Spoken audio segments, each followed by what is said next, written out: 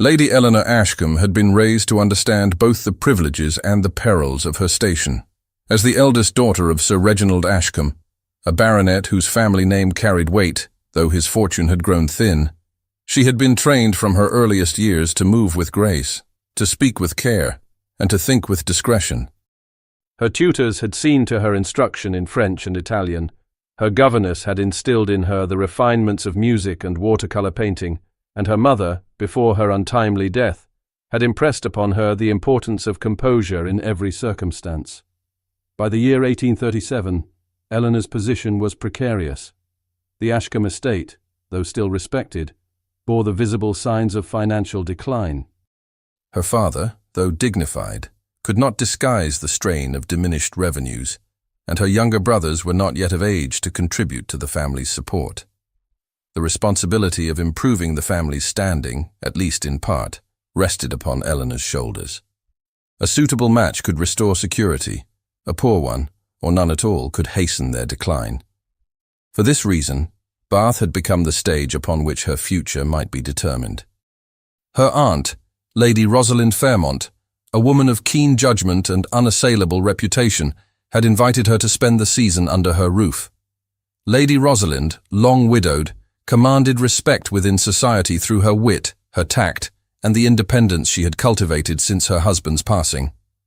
Her house in Bath stood on one of the graceful crescents overlooking the city, and it was there that Eleanor found herself preparing for evenings at the pump room, afternoon promenades along the gravel walks, and the brilliant assemblies that defined the season. Eleanor's beauty did not announce itself loudly but drew notice all the same. Her figure was slender, her movements fluid, her complexion fair against the depth of her dark eyes. What set her apart, however, was her manner. She did not push herself forward, yet when she spoke, her words carried thoughtfulness beyond her years. She had learned to listen more than she spoke, and in so doing, revealed an intelligence that did not go unappreciated by those who conversed with her. In Bath, where many came to display themselves as though upon a stage, her quiet dignity was a rarity. It was at one of the earliest assemblies that Eleanor became the subject of particular interest. Marquis Henry Wycliffe, heir to one of the grandest titles in Somerset, was present that evening, standing somewhat apart from the throng. He was a man known less for easy charm than for reserve, his tall figure lending him a distinction that needed no embellishment. His reputation in Bath was one of gravity, tempered by courtesy but seldom softened by gaiety. Yet his attention appeared to settle upon Eleanor.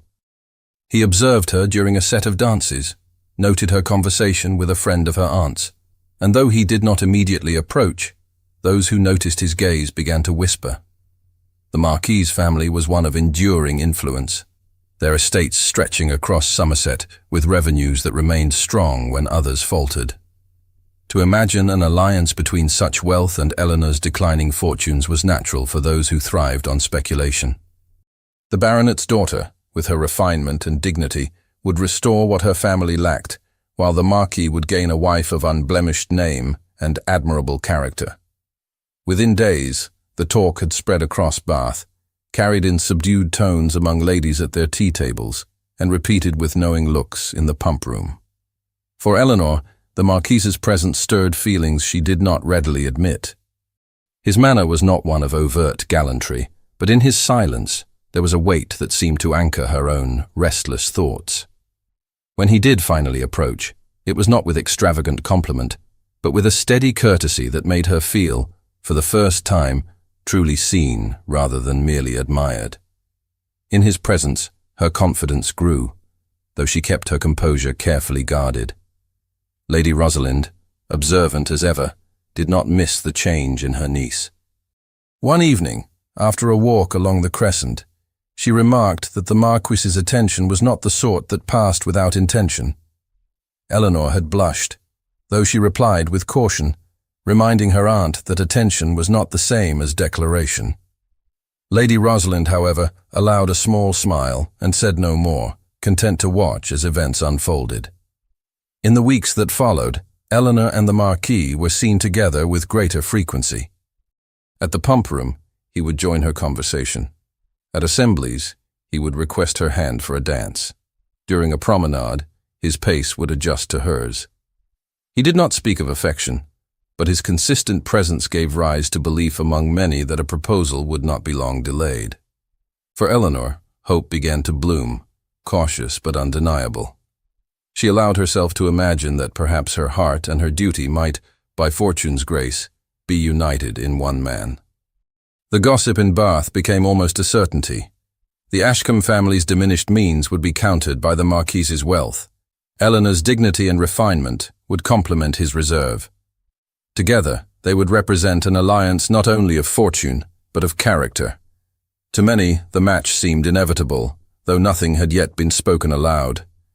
As the season pressed on, anticipation grew for the grand assembly at the Guildhall. It was to be the crowning event, attended by Bath's most prominent families and guests of influence from beyond the city. Rumour swirled that the Marquis might choose that very evening to make his intentions known. Eleanor, though she kept her outward composure, could not prevent her heart from quickening at the thought. The gown she selected for the occasion was one of pale ivory silk, chosen with care, not for ostentation, but for quiet elegance. Lady Rosalind oversaw every detail of her niece's preparation, offering encouragement while maintaining a measured reserve. She knew too well the ways of society and the dangers of expectation. Yet even she, seasoned as she was, could not wholly conceal the light of possibility in her eyes. Eleanor, standing before the mirror as the final touches were arranged, allowed herself one silent breath of hope. Perhaps the evening would bring the fulfillment of her heart's quiet longing, the promise of a future secured not only by duty, but by love. But as the carriages prepared to depart for the Guildhall, beneath the glitter of lamps and the stir of anticipation, none could foresee how swiftly hope would be tested, nor how cruelly the night would alter the course of Eleanor's life. The Guildhall stood alight, every window blazing with candle flame, the tall arched doors open to admit Bath's most distinguished families. The great hall, with its high ceiling and polished floor, was filled with sound and movement. A string quartet played in the gallery above, their notes carrying across the crowd, weaving in and out of conversations and laughter. The scent of beeswax polish and perfume hung in the air, mingling with the rustle of silk gowns and the measured tread of polished boots. Lady Eleanor Ashcombe entered at her aunt's side, her ivory silk gown catching the glow of the chandeliers. Her aunt, Lady Rosalind, guided her forward with a practiced composure that steadied her steps, though Eleanor's heart beat faster with each passing moment. The crowd seemed to open as she crossed the threshold, and more than a few eyes turned toward her. She knew what they expected to see, the young lady whose name had been paired again and again in whispers with that of Marquis Henry Wycliffe.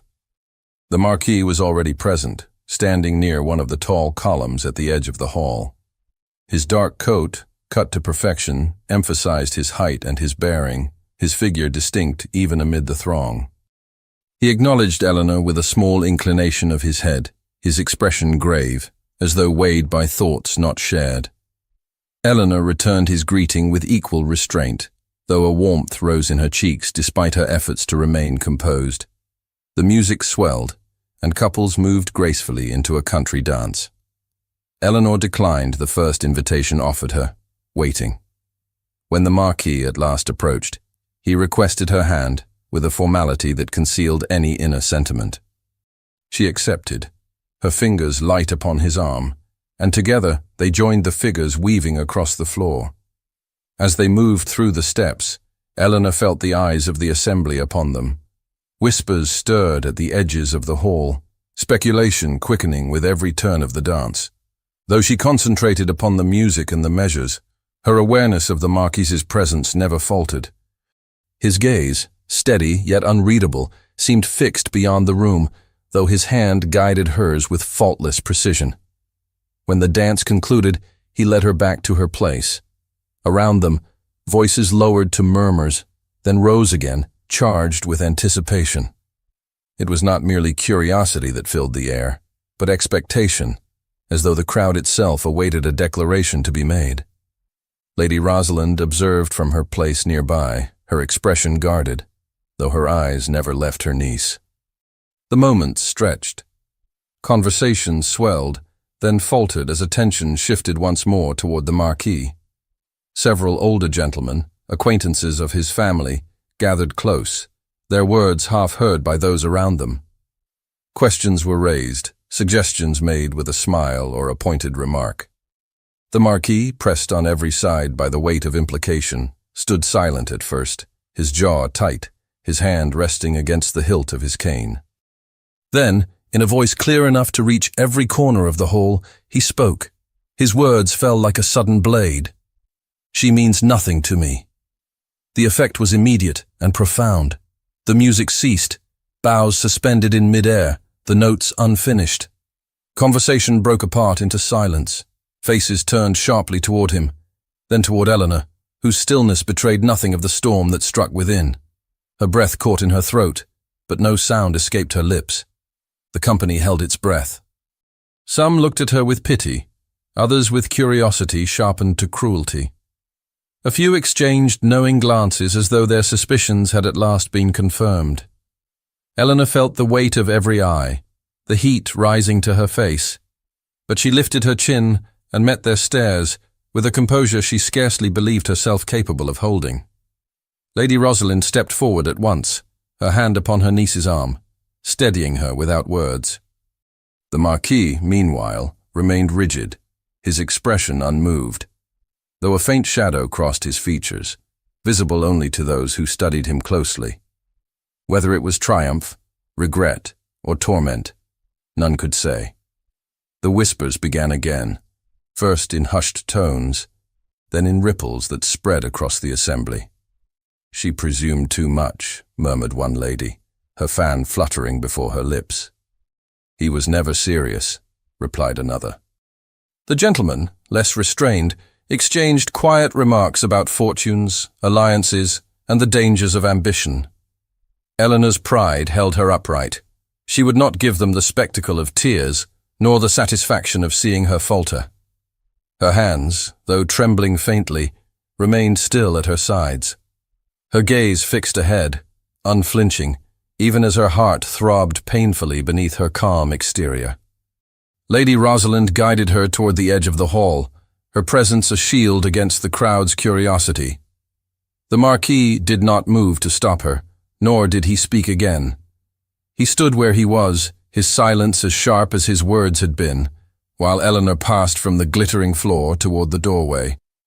And in that moment, though she gave no outward sign, Eleanor felt as though the very ground beneath her had been cut away, leaving her suspended before a descent she could not yet measure. The door to the Guildhall closed behind her, and with it the muffled swell of voices and music was shut away. Eleanor walked beside her aunt in silence, her steps steady, though every muscle in her body strained to tremble. The carriage waited at the curb, the lamps flickering in the night air. Lady Rosalind gave instructions to the driver in her calm, authoritative voice, then helped her niece into the seat. The horses started forward, hooves striking the cobblestones, the wheels echoing against the stone facades of Bath. Inside, the air was heavy. Eleanor sat straight, her gloved hands folded in her lap, her gaze fixed upon the darkened street beyond the glass. She could still hear the Marquis's words, as if they had been carved into the silence itself. "She means nothing to me." Each repetition struck her like the toll of a bell, final and inescapable.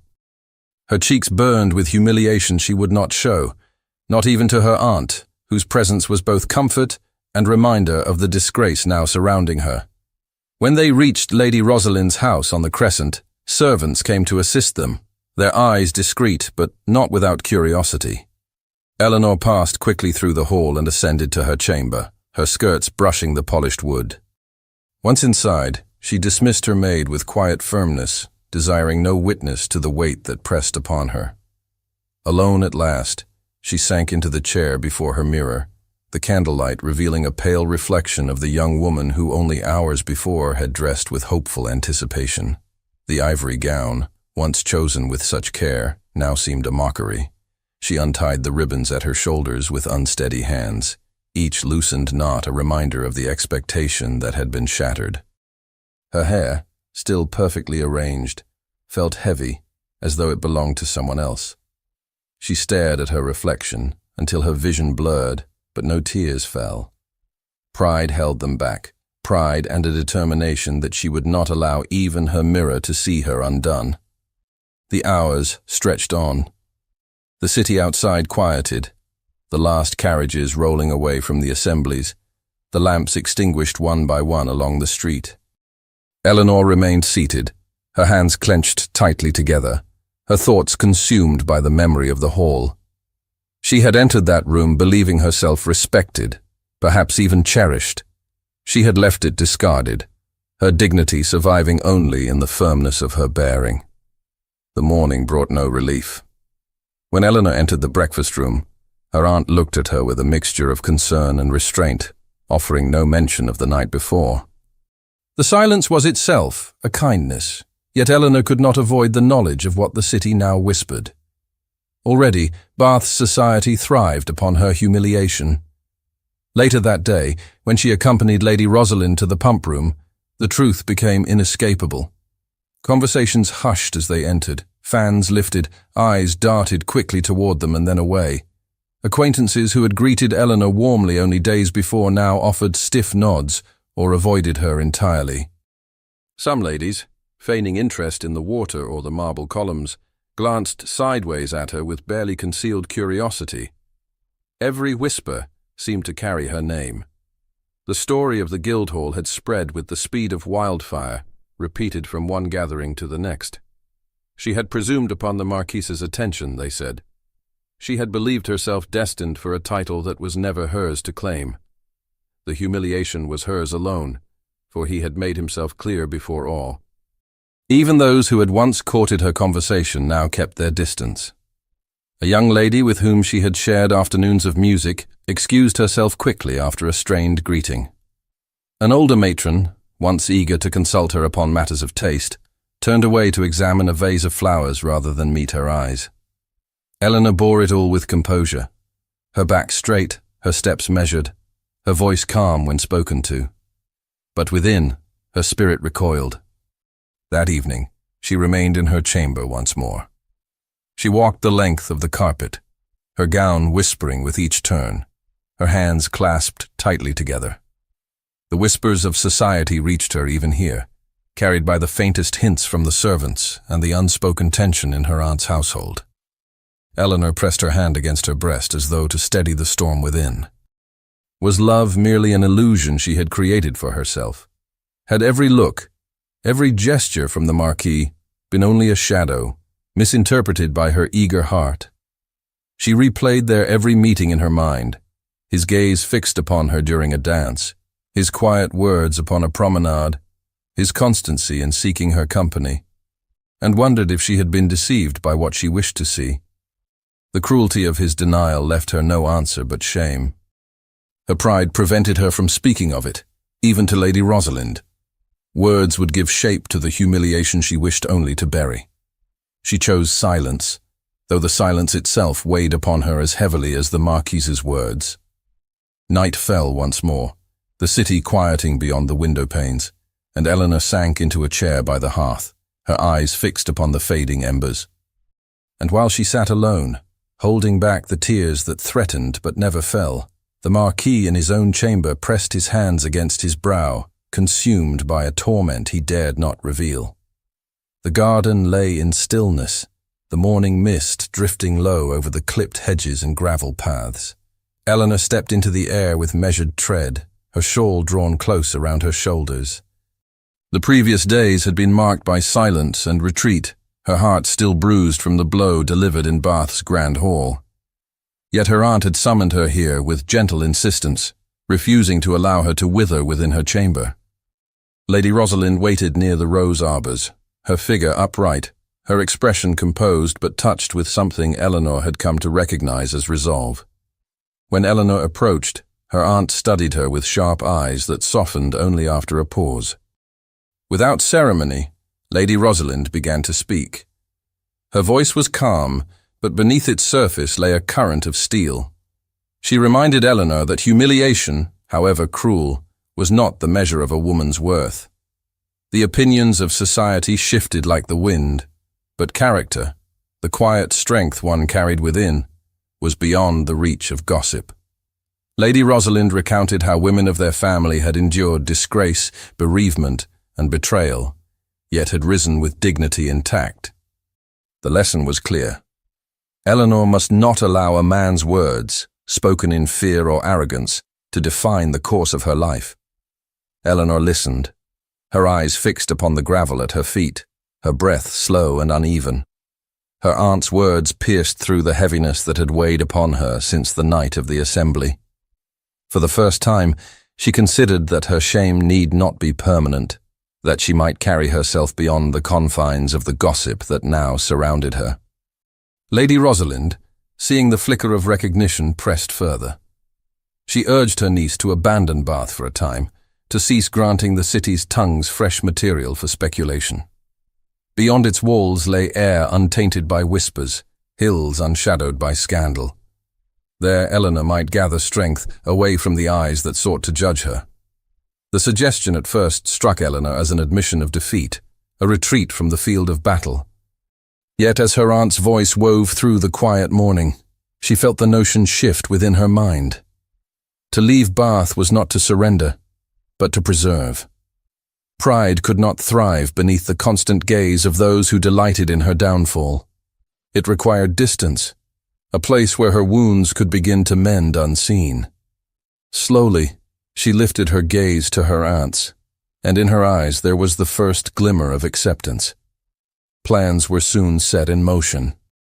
Sir Reginald, though reluctant, acknowledged that Bath offered his daughter no comfort in her present state. Lady Rosalind, with her accustomed decisiveness, oversaw the arrangements, instructing servants to prepare for the journey to her country estate. Eleanor herself moved quietly through the halls, gathering her belongings with calm precision. She avoided the drawing rooms where she might encounter familiar faces, limiting herself to her chamber and the garden until the hour of departure. The day of leaving arrived. The carriage was drawn up before the house, trunks already secured, the horses restless in their harnesses. Eleanor descended the steps with her aunt beside her, her gown simple, her bonnet shading her face. The crescent was busy with passers-by, and she could feel their glances upon her even here. She held her head high, determined to grant them no satisfaction. As she stepped into the carriage, Eleanor allowed herself one final look at the city. The familiar streets, the polished windows of the pump room, the grand facades of the assembly rooms, all were touched now with the bitterness of memory. Yet beneath that bitterness lay the faintest stirrings of relief, for she knew she would not be compelled to endure them again, at least for a season. The coachman cracked his whip, and the carriage began its descent along the curved street. Eleanor sat back against the cushions, her hands resting in her lap, her gaze fixed ahead. She could not yet imagine what awaited her beyond Bath, nor how the course of her life might shift in the quiet hills of Somerset. She knew only that she was leaving behind the place where her pride had been wounded most deeply, uncertain whether her departure marked an escape or a surrender.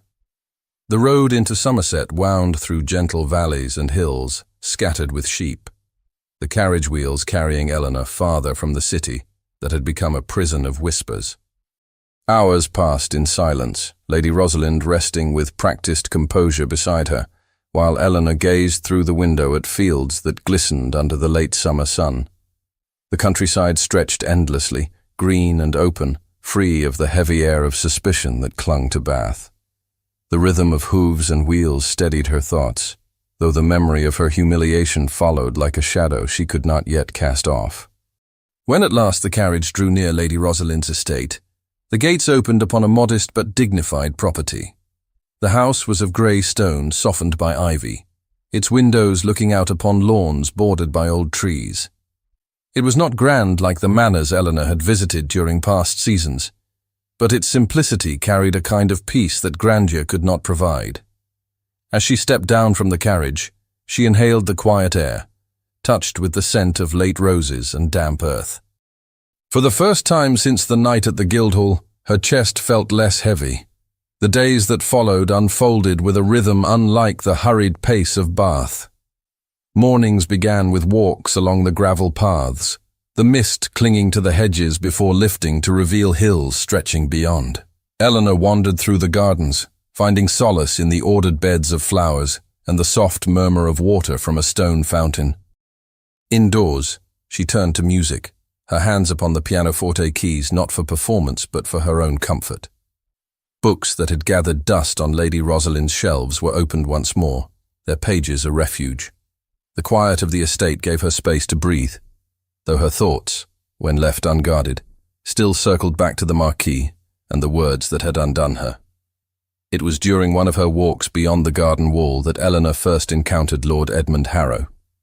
He came upon the path leading from the neighbouring estate, his stride unhurried, his figure tall, though without the commanding presence she had grown accustomed to in Bath. He carried a walking stick more for habit than necessity, and his manner, when he paused to greet Lady Rosalind and her niece, was marked by attentiveness rather than display. His voice was low, his words measured, his bow respectful. Introductions revealed him to be a man of moderate fortune, his lands lying not far from Lady Rosalind's. Unlike the Marquise, he did not speak with the weight of long-held influence, but with the steady assurance of one whose life was tied to the soil and the tenants who depended upon him. He did not linger long that first morning, only offering the courtesies due before resuming his walk. Yet Eleanor found herself considering the encounter afterward with a faint curiosity. In the days that followed, chance meetings became more frequent.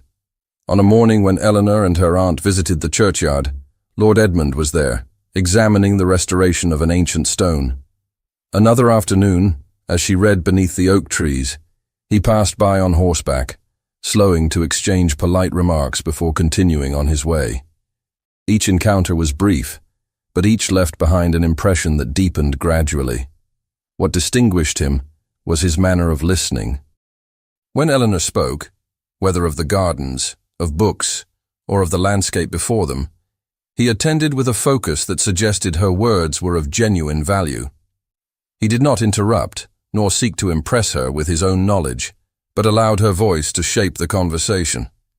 That small courtesy, so rare among the polished exchanges of Bath, struck Eleanor with unexpected force.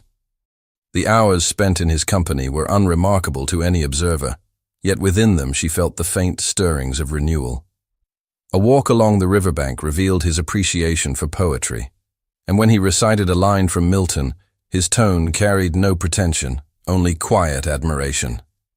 Another day, a sudden summer rain forced them to take shelter beneath an arbor, and as droplets fell around them, Eleanor laughed softly at the absurdity of their damp attire. It was the first time she had laughed since leaving Bath, and the sound surprised even herself. Each small moment began to weave itself into the fabric of her days.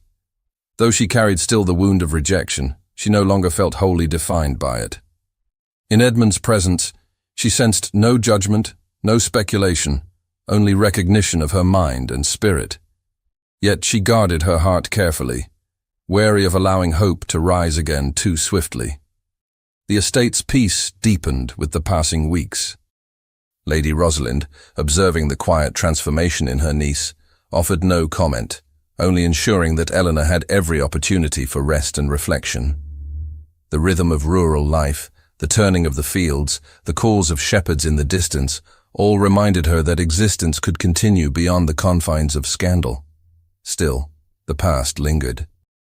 Each night, as Eleanor closed her eyes, she saw once more the Marquis standing before the assembly, his words slicing through the silence, the crowd's eyes upon her. Though Edmund's attentions began to steady her heart, she knew that her story with Henry Wycliffe had not ended in Bath. Somewhere, beyond the quiet hills, the world of society moved on, and with it the man who had cast her aside. And it was in this fragile balance, between the healing touch of new acquaintance and the unhealed wound of betrayal, that Eleanor soon found herself face to face once more with the shadow she had sought to leave behind. The village fete was held upon the grounds of a local manor, its wide lawn decorated with banners that fluttered in the warm breeze. Tables had been arranged with refreshments. Musicians played beneath a canvas awning, and families from the surrounding countryside mingled with visiting gentry.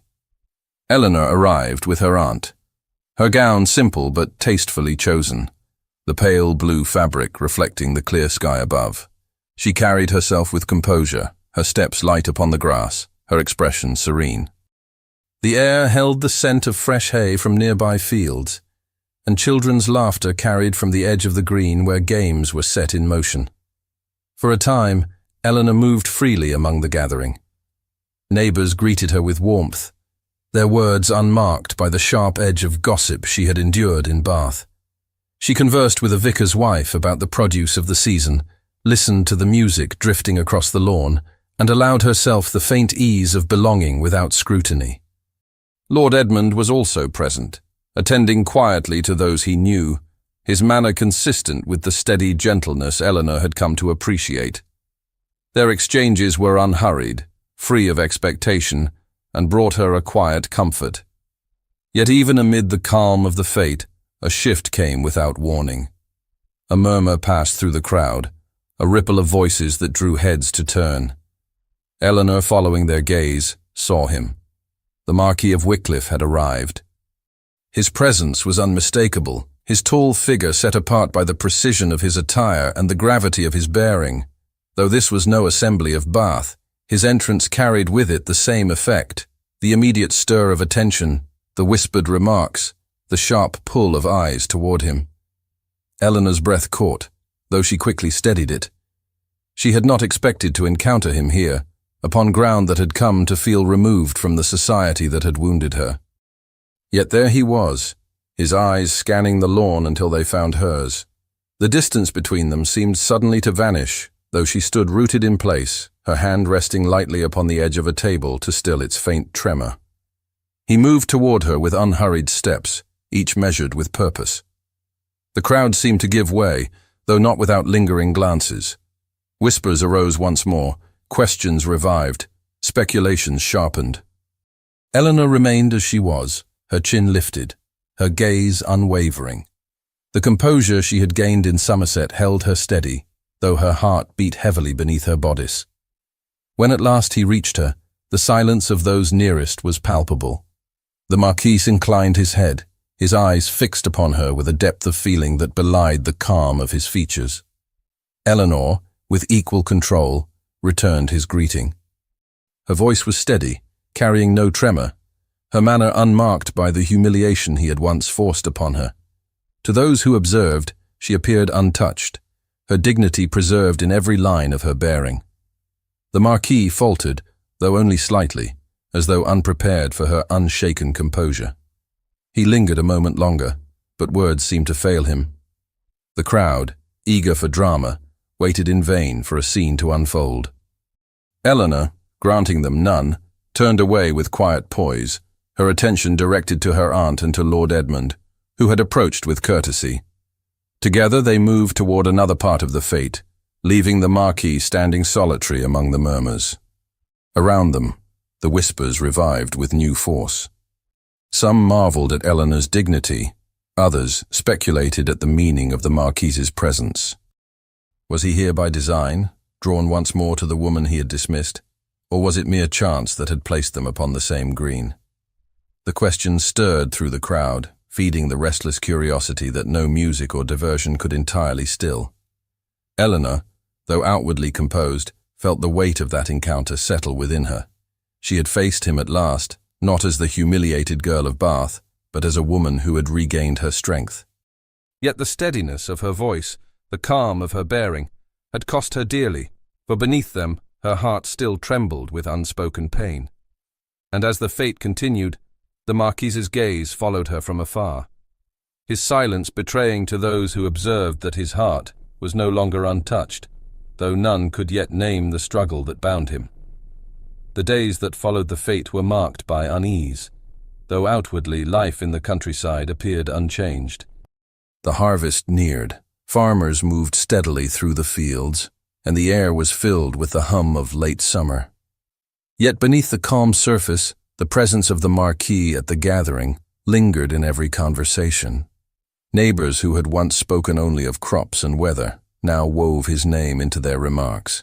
their curiosity sharpened by the sudden reappearance of a figure who had once brought Eleanor so much disgrace. In drawing rooms and along garden walks, the talk persisted. Some wondered aloud if the Marquis intended to undo the cruelty of his earlier words.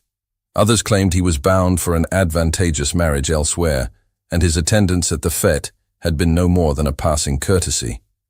The uncertainty was more wounding than certainty could ever have been, for speculation held Eleanor once more at the mercy of society's restless tongues. Her composure had been admired on the day itself, but admiration quickly transformed into renewed scrutiny. For Eleanor, the return of whispers carried a familiar sting. She had begun to breathe more freely in the quiet of Somerset, only to find the weight of gossip pressing upon her again. Though she walked the gardens with calm dignity, the knowledge that her name was once more entwined with the Marquis's unsettled her peace. Even Lord Edmund's steady presence could not wholly shield her. He accompanied her on walks, listened with patience when she spoke of books or music, and treated her with the unbroken courtesy that marked his character. Yet even he could not silence the voices of neighbours who speculated upon matters no one but Eleanor and the Marquis could truly know. The Marquis himself was not absent from this turmoil. In his family's house, he faced pressures greater than mere rumour. His relatives, intent upon strengthening their influence, pressed him with growing urgency toward an engagement with an heiress whose wealth and connections promised advantage. Letters were written, discussions conducted, all with the assumption that Henry Wycliffe would soon consent. To resist was to invite censure, to weaken his family's position, to betray the expectations that had shaped his life since youth. Yet to consent was to bind himself to a future from which his heart recoiled. The conflict grew daily within him. The memory of Eleanor at the fête, her composure, her dignity, the calm defiance of her bearing, unsettled him more than her tears would have done. She had stood before him not as a woman broken by humiliation, but as one who had claimed her strength anew. The sight had pierced him, for it revealed what he had cast aside, and it forced upon him the knowledge that she might yet turn her heart elsewhere. And indeed, society now whispered of such a possibility. Lord Edmund's attentions, quiet and honourable, had not gone unnoticed. He was no man of ostentation, but his sincerity was plain to all who observed him. The contrast between his constancy and the Marquis's cold dismissal at Bath was not lost upon those eager to pass judgment. More than one tongue suggested that Eleanor would be wise to accept the steadiness of Edmund's devotion, leaving behind forever the man who had wounded her. Eleanor heard these whispers, though none dared voice them to her directly. She bore them with the same composure she had learned to wear as armor, yet within her the conflict deepened. She could not forget the Marquis, however cruel his words had been. Yet she could not ignore the respect and kindness of Edmund, who asked nothing of her but sincerity. Each day, as she moved through the quiet rooms of her aunt's house, the weight of choice pressed upon her, though no choice had yet been demanded. The Marquis, caught between duty and longing, felt the chains of expectation tightening. His family's counsel grew firmer, their displeasure mounting at his hesitation. The heiress was ready, the match approved, the arrangements poised to be sealed. Yet still he delayed, consumed by the memory of Eleanor and the silence that had already cost him dearly. Every day of inaction threatened to condemn him to a future he did not desire, even as every day of silence risked losing her forever. And so, while the countryside carried on with its harvest, and the village bells marked the passing of each untroubled hour, Eleanor and the Marquis stood upon paths that would soon converge once more, drawn together by a reckoning neither could postpone. The air in Somerset had begun to cool with the first signs of autumn. Leaves along the edges of the estate's grounds turned from green to gold, and the days shortened into evenings marked by long shadows across the lawns. Eleanor moved through these hours with a quiet steadiness, though within her there was a constant undercurrent of thought she could not still. It was during such a season of reflection that Lord Edmund, after weeks of gentle attentions, sought a moment alone with her. They walked along the garden paths, the gravel crunching beneath their steps, the roses fading, but still fragrant in the late sunlight. Edmund's voice, though calm, carried a weight that Eleanor recognized at once. He spoke not with hesitation, but with the firmness of a man whose feelings had long since been settled. With sincerity, he confessed that his admiration for her had grown from respect into something deeper. He valued her dignity, her strength, her kindness, qualities he had observed in every moment of their acquaintance. He wished, he said, to devote his life to her happiness. The words, though not unexpected, pierced Eleanor with a sudden intensity. Edmund's manner was free of pretense. He offered no flattery, no show of grandeur, only the constancy of his devotion. He asked for her hand not as a prize, but as a choice she alone must make. When his voice fell silent, the garden seemed to hold its breath, the rustle of leaves the only sound between them. Eleanor, her heart touched by the honesty before her, could not answer at once. She thanked him with quiet grace, asking for time, her voice trembling despite her composed bearing. Edmund inclined his head with respect, accepting her wish without complaint. That evening Eleanor withdrew to her chamber, her thoughts divided. Edmund's words had awakened in her both gratitude and conflict. His devotion was unquestionable, and she knew that life with him would be marked by steadiness and peace. Yet the shadow of the past had not been erased. The Marquis's presence still lingered in her heart, though she had sought to banish it. His silence, his coldness, his rejection, these should have ended her feelings. Yet she could not deny that they remained. It was in this state of restless reflection that fate intervened. On the following afternoon, Eleanor entered the old rose garden at the far end of the estate, seeking solitude among the last blooms of the season. The sky was veiled with grey clouds, and the air carried the cool dampness of approaching rain. As she turned along the path, she saw him. The Marquis stood there, his dark figure set against the pale blossoms, his expression strained, his eyes fixed upon her with a desperation she had never before seen in him. For a long moment, neither spoke. The garden lay hushed, the branches stirring faintly in the wind. Then he stepped forward, his voice breaking the stillness. Gone was the coldness that had once cut her so cruelly. In its place was raw, unguarded emotion. He confessed that the words spoken in Bath had been false, born not of truth but of fear. Duty, expectation, the crushing weight of family ambition, these had bound him, had driven him to deny the very thing that burned within him.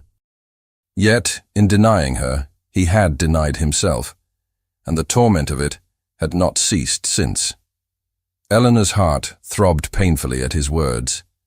She stood motionless, her hands clasped tightly before her, listening as he laid bare the struggle he had long concealed.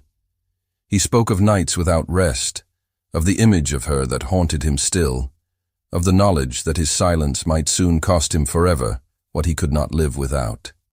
Each word fell with the weight of confession, heavy with regret, urgent with longing. Tears threatened to rise, but Eleanor held them back. She did not move toward him, nor offer him the comfort of forgiveness. She listened, her face pale but steady, her breath caught between disbelief and aching recognition. The Marquis, once the picture of reserve, now stood before her undone, pleading not with arrogance, but with humility. And in that moment, Eleanor felt the full measure of her conflict. Edmund's devotion, constant and true, waited quietly for her answer. The Marquis's love, fierce and broken, now stood revealed in desperation. Before her lay two paths, the safety of peace or the risk of passion, the certainty of constancy or the hope of redemption. The garden held its silence as Eleanor realized that the choice now rested entirely with her, and that whatever she chose would shape the course of her life forever. The choice did not come swiftly, nor without weight. After the Marquis's confession in the rose garden, Eleanor withdrew into silence. She walked the length of the gravel paths until dusk, her gown brushed by the fading flowers, her mind torn between two futures. The air grew colder, and a fine mist began to fall, yet she scarcely noticed. Every word spoken by Lord Edmund returned to her with its calm strength, while every plea uttered by the Marquis rang with desperate truth. Both voices lived within her, and she felt torn as though by opposing tides. That night she did not sleep. She sat beside her window, the candle guttering low, her eyes fixed upon the dark fields beyond. Memories came unbidden. The Marquis guiding her through a dance in Bath, the sting of his dismissal, the whispers that followed, and then the sight of him in Somerset, undone and pleading for forgiveness. Then, too, she remembered Edmund, his steady gaze, his patience, the gentleness with which he had sought her happiness above his own. In her heart, there was no easy answer, but she knew that silence could no longer preserve her. A decision must be made, and she alone could make it. At dawn she descended to the garden, the air crisp, the grass wet with dew. Lady Rosalind found her there, pale but composed, her face marked by the clarity of one who has resolved an inner battle. She spoke little, but her aunt understood. Eleanor would not allow fear to dictate her life. If she chose wrongly, it would be her error, but it would be her choice, made freely, not pressed upon her by society, nor dictated by silence. When the Marquis came again, Eleanor received him with dignity. She listened as he renewed his plea, his words heavy with the weight of love long denied. Then, with a voice firm, though quiet, she gave her answer. She told him that she would accept him, but only upon the condition that he cast aside the silence and fear that had once cost them both so dearly. She would not live as the shadow of his ambition, nor permit herself to be silenced for the sake of duty. If he wished to claim her, it must be as his equal, his partner not only in affection, but in truth. The Marquis bowed his head, humbled. His reply was not clothed in grandeur, but in earnest promise. He swore that he would never again allow fear or duty to speak in place of his heart. In that moment, Eleanor saw in him not the man who had wounded her, but the man who had been broken by his own weakness and now sought redemption. Her choice, though not without pain, was made. The days that followed were filled with quiet preparation. Their union was not to be the grand event society had once imagined, but a ceremony of simplicity and truth. Lady Rosalind arranged for the small parish chapel to be opened, its stone walls covered in ivy, its interior lit by the soft glow of candles. There would be no throngs of curious guests, no ostentation, only those few whose presence marked love rather than spectacle. On the appointed day, Eleanor dressed not in the silks and jewels that Bath might have demanded, but in a gown of simple white muslin, her hair adorned with nothing more than a ribbon of pale satin. She walked with calm steps to the chapel, her aunt beside her, her heart steady, though her hands trembled slightly. When she entered, she saw the Marquis waiting, his expression stripped of pride, his eyes fixed upon her with reverence. The ceremony passed with quiet solemnity. The vows were spoken, the hands joined, the prayers offered, all without grandeur, but with a depth that touched all who bore witness. When the moment came to seal their union, Eleanor felt a sense of liberation as profound as it was tender. She had been cast down, humiliated before all of Bath, yet now she stood renewed, not as a woman conquered, but as one who had claimed her destiny. When they emerged from the chapel, the autumn sun broke through the clouds, casting a soft light across the Somerset hills. The world around them seemed unchanged, the fields, the trees, the distant sound of shepherds calling to their flocks. Yet for Eleanor, everything had been transformed. She was no longer bound by whispers or silenced by fear. She had chosen love, and in choosing, she had found her freedom. The morning after their quiet wedding dawned clear and calm, the Somerset hills touched with a pale gold light. Eleanor rose early, the air cool against her skin, and stepped into the garden with her shawl drawn close. The grass sparkled with dew, and the roses, though faded with the season, released a gentle fragrance when stirred by the breeze. The silence of the countryside was deep, broken only by the faint call of birds and the distant lowing of cattle. It was a silence that seemed to mirror the peace within her heart, a peace she had not known for many months. Henry joined her soon after, his figure tall in the early light, his expression softened by the humility that had marked him since the vows were spoken. There was no reserve now in his manner, no mask of duty or fear, only the quiet presence of a man who had at last allowed himself to be wholly known. He walked beside her without speaking at first, their steps aligned along the gravel path. When he did finally speak, his words were simple: that he was grateful, and that he would spend his life proving himself worthy of her forgiveness and her trust. Eleanor looked at him then, her dark eyes steady, and for the first time she allowed herself to smile without restraint. It was not the careful smile of society, nor the guarded composure she had worn in Bath, but a smile born of freedom. In that moment she knew she had chosen rightly, for what bound them now was not ambition or expectation, but truth. She reached for his hand, and he clasped hers with a tenderness that spoke more than any declaration.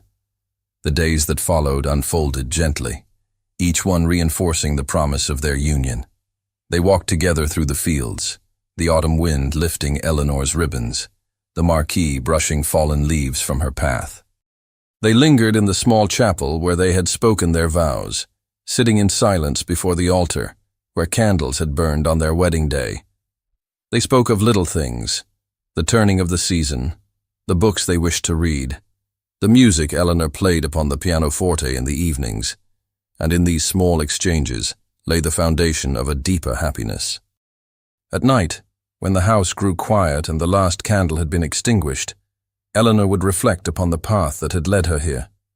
She remembered the sharp sting of humiliation in Bath, the whispers that had followed her, the solitude of her chamber, where she had wondered if her life had been ruined beyond repair. She remembered the counsel of her aunt, the peace of the countryside, the steady kindness of Lord Edmund, and the torment that had driven Henry at last to confess what he had long concealed. Each memory formed a chain, leading her step by step to this moment of calm joy. The transformation within Henry was as plain to her as the change within herself. He no longer carried the rigid pride that had once marked his presence. Instead, his reserve had softened into something more open, more vulnerable. With her, he no longer sought to impress or command. He listened. He admitted his fears. He allowed his heart to speak without disguise. In his humility, Eleanor found the love she had once only dreamed might be possible. In the evenings, when the fire crackled in the hearth, Henry would sit beside her, his gaze fixed not upon the world beyond, but upon the woman beside him. He would speak of his past weakness without excuse, only with the promise that it would not govern their future. Eleanor, hearing these words, felt the last remnants of bitterness dissolve. She had been wounded, yes, but the wound had healed into strength, and that strength was now shared between them. Their marriage, though simple, was rich in meaning. It was not the union Bath society had anticipated, not a spectacle of fortune and ambition, but a bond forged in the crucible of trial and forgiveness. Those who had once whispered of scandal could no longer touch her. Eleanor had risen above their judgment, not by denying her pain, but by walking through it with dignity, until she emerged free. One afternoon, as they walked once more through the rose garden where Henry had first confessed his heart, Eleanor paused beside the faded blossoms. The petals, though withered, still clung to the stems, a reminder of beauty that endured even after its season had passed. She turned to Henry and told him that this garden, once a place of conflict, had become for her a place of renewal. It was here she had heard his truth, and it was here she had chosen to believe in it. He drew her hand to his lips, and for a long moment they stood together in silence, the autumn wind stirring the leaves around them. Eleanor's life had been altered not by society's approval, but by her own courage. She had faced humiliation, endured whispers, and resisted despair. She had listened to the voice of strength within her, and because of it, she had been able to choose love not as a duty, but as a freedom. Looking upon Henry now, she knew that this was the lesson her journey had given her, that the heart, when silenced by fear, can only wound itself, but when allowed to speak, can heal not only one soul, but two. And so, dear listener, this story speaks not only of a young woman and a marquis in the year 1837, but of all who have known fear, humiliation, or doubt. It tells us that courage is not the absence of pain, but the decision to rise after it. It reminds us that love cannot flourish in silence, but only in truth. And it shows us that dignity is not lost in rejection, but in surrendering one's own voice. Eleanor's journey from disgrace to liberation is not hers alone.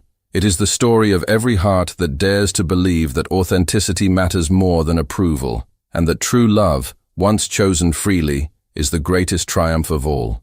Thank you so much for listening to this story all the way to the end. We hope it moved you as much as it moved us while telling it. We'd love to hear your thoughts. Leave us a comment, telling us where you're listening from and what you liked the most. Rate this story from 0 to 10. What score would you give it? If you enjoyed this story, don't forget to subscribe to the channel and leave a like as a show of support. That really motivates us to keep creating and sharing more stories full of emotion and life lessons. And before we go, we want to remind you that an exciting and heartwarming story recommendation will appear on the final screen. If you'd like to enjoy it, just click on the video. Thank you once again for being here, and we'll see you in the next story.